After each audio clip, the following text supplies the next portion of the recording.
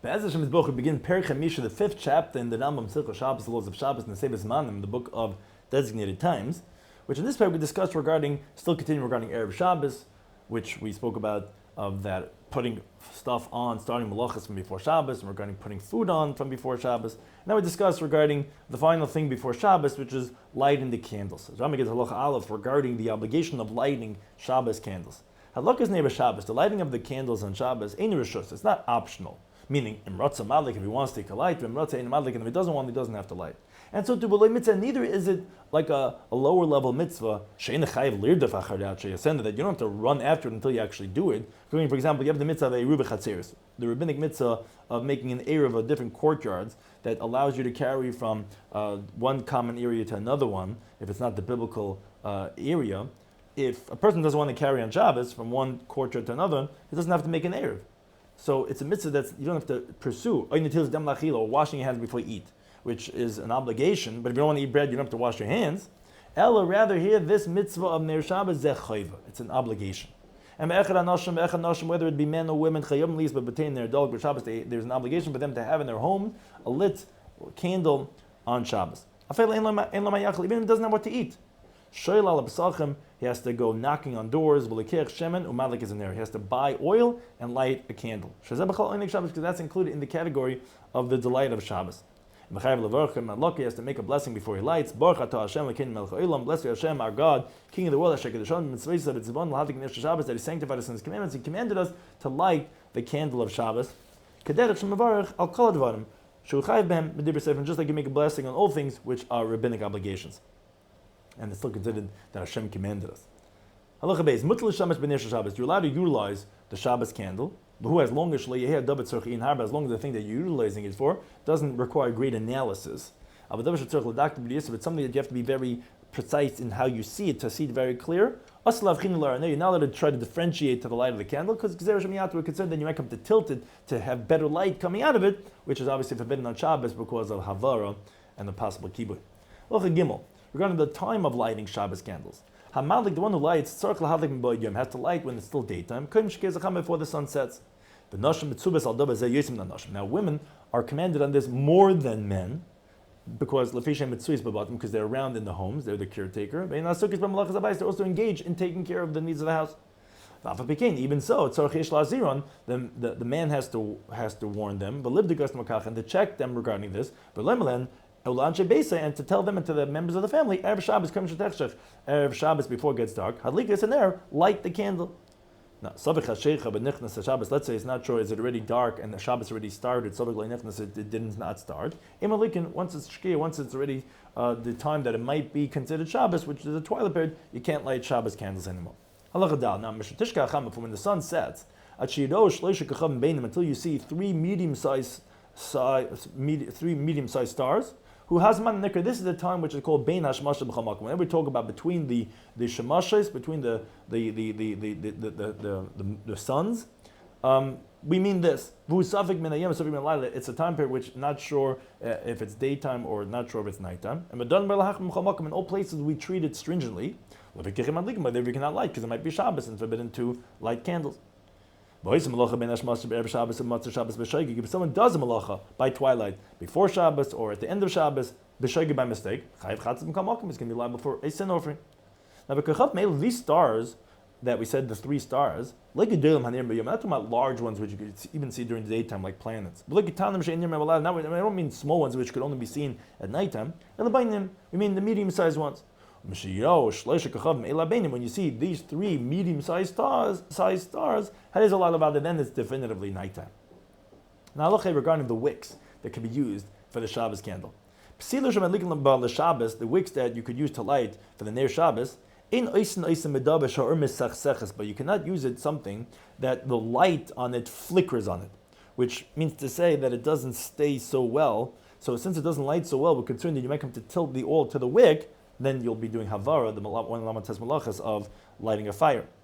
So, for example, Tzemer, wool, V'seir, and here, V'meshi, and silk, V'tzemer ha'erez, and the wool, so to speak, the fibers of a cedar tree, or Pishtan Shle'nupats, or flax, which was not carded, which is wasn't cleaned out from its the refuse, or V'siv Shaldekel, palm bast, which is the threads that are from the inner membrane of the palm tree, or minha eitz arakim, or these different types of soft trees, similar things like that. You can't use the wick from there because it flickers on it. It has to be something that the fire holds on to. For example, pishta nafutza, the carded flax, which was already cleaned out, ubig sheish, and linen garments, with some geffen and cotton, and similar things like that.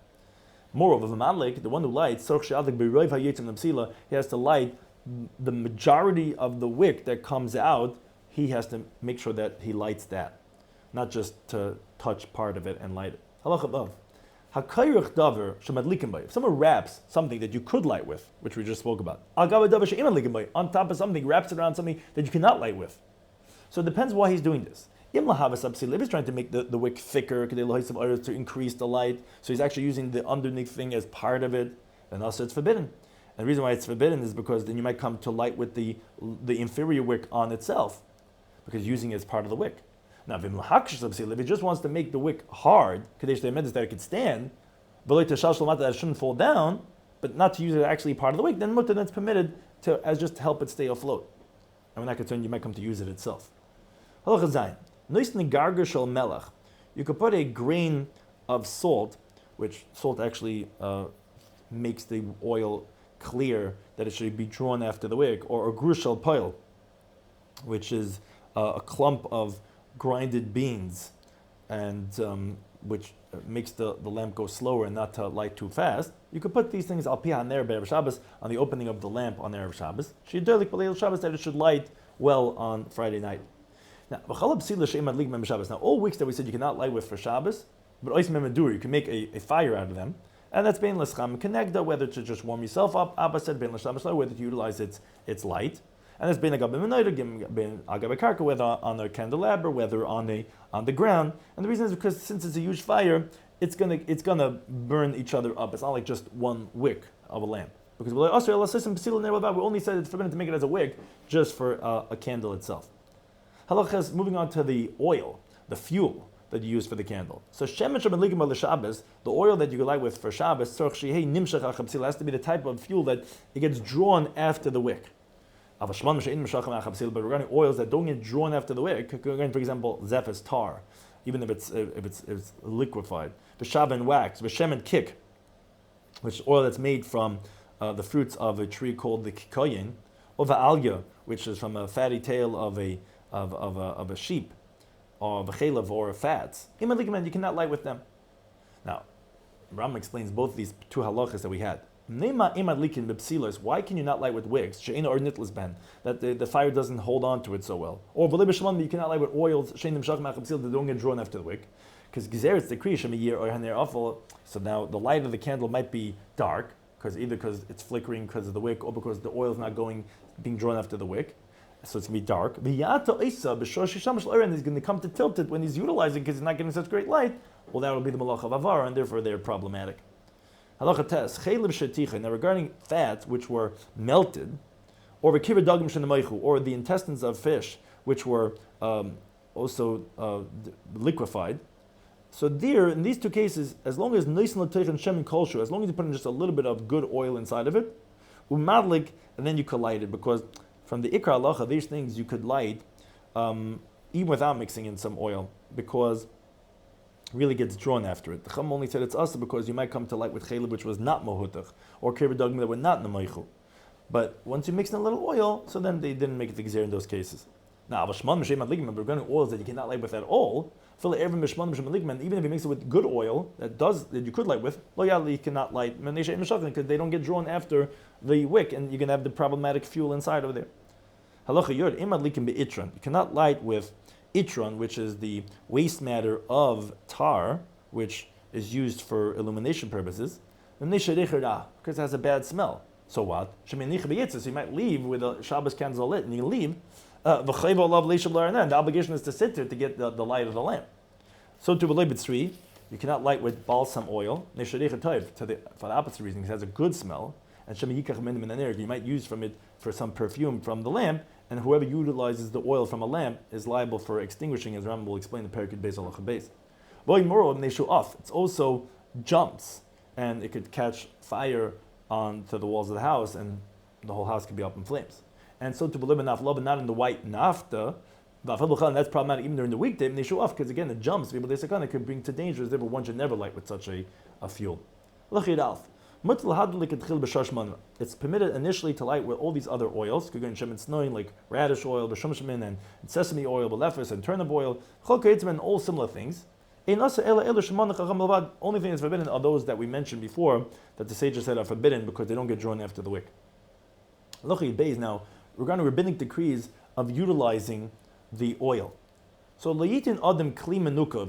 person cannot put a perforated vessel, mole shemen, that's full of oil, apianer, over the lamp, that it should drip down and be like a source of continuous oil that will keep the candles burning longer over Shabbos. So to believe malika or shemen, you can't put a bowl of oil, but then a bit salt in it and put it on the side of the lamp.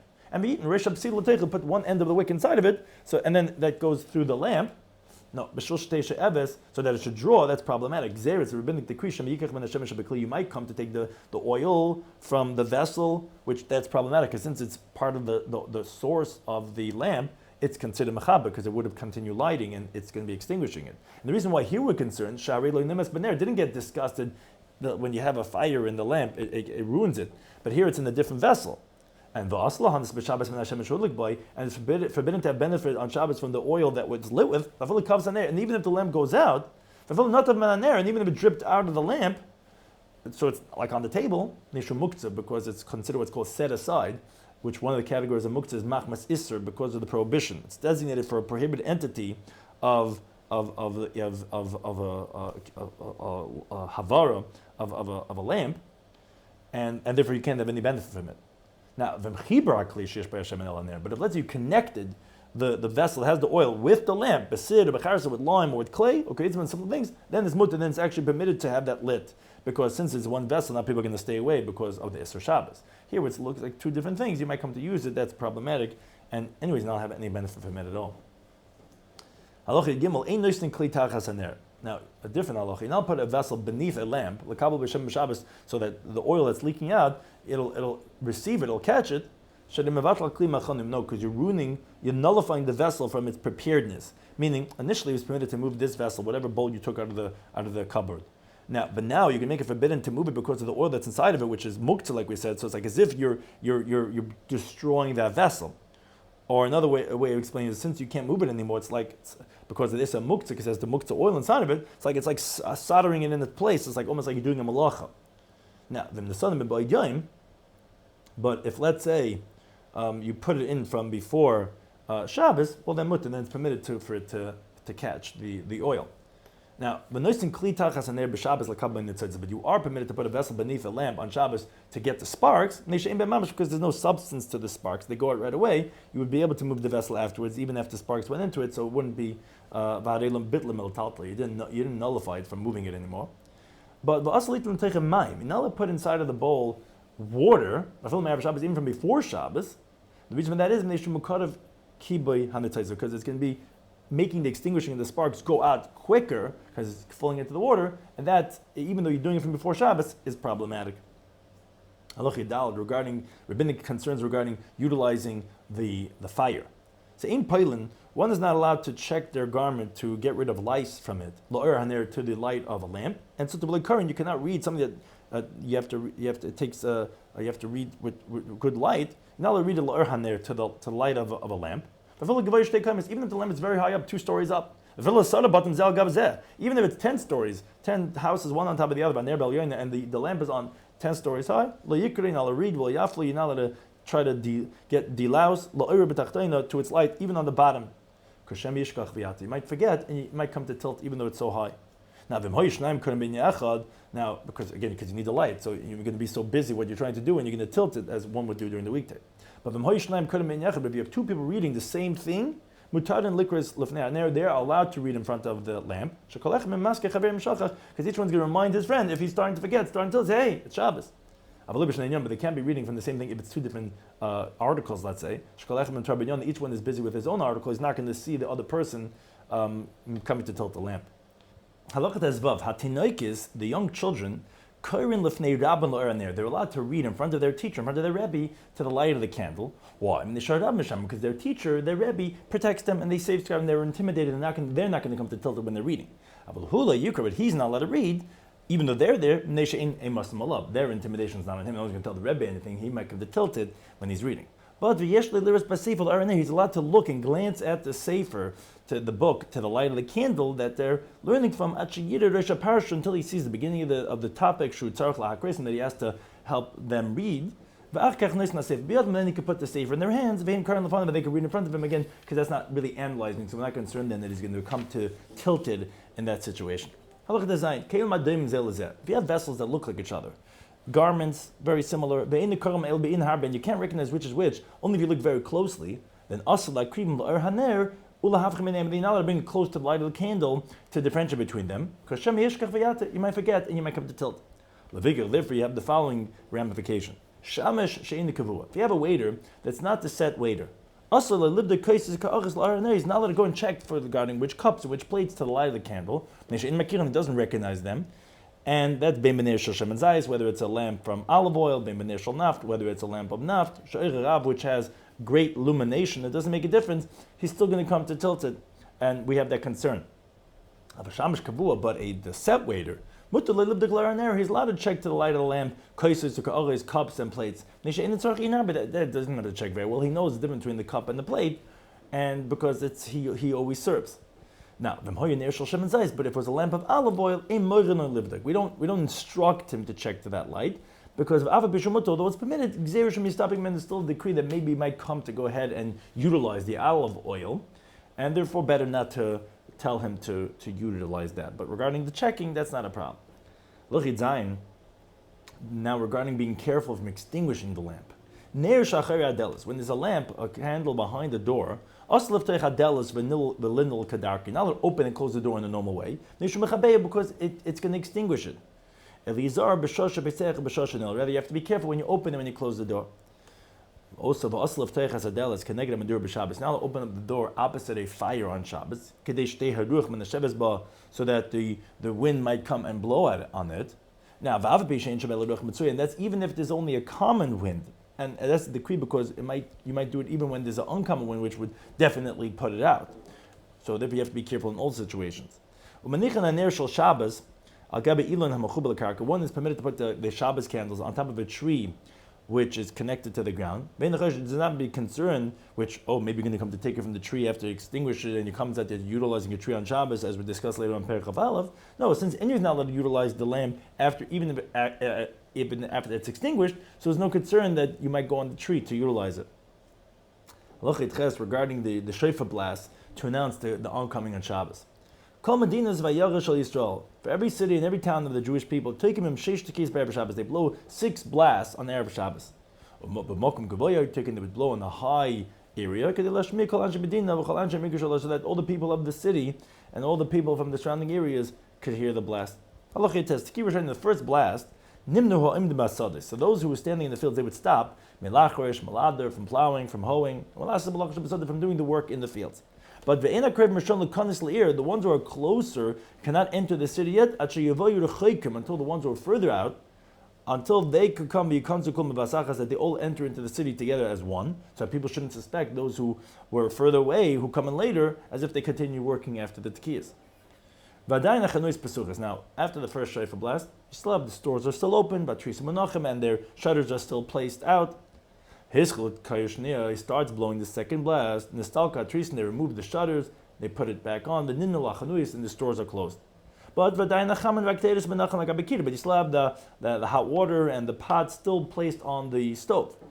They stop blowing the third blast. So you remove the pots. And whoever wants to insulate insulates. But they light the candles. But